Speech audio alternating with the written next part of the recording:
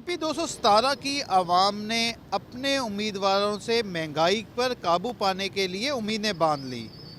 मुल्तान के बासी इस हलके से मुंतखब होने वालों से क्या उम्मीदें रखते हैं, आइए उनसे ही जानते हैं। बुनियादी काम क्या होने हैं? मिसाल है, सड़कें बना लेंगे, रोड बना लेंगे, क्या करेंगे?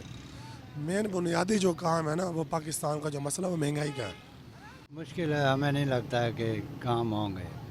बस ऐसे ही है, हमें बेवकूफ़ बनाया हुआ है। ऐसा तो फिलहाल नहीं लग रहा मुझे, क्योंकि जो भी आता है सिर्फ वो खाने के लिए ही आता है यहाँ पे।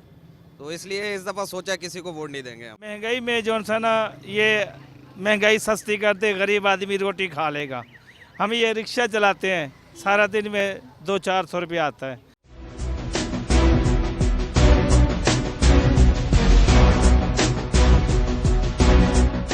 मसला कारोबारी हजरात का हो या आम वोटर का, सिर्फ एक ही मसला दिखाई देता है, महंगाई पर काबू पाना।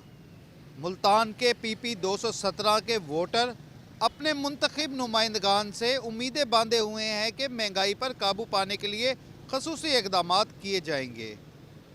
कैमरामैन मोहम्मद अकरम के साथ जुनैद मलिक, न्यूज़ 1 मुल्तान।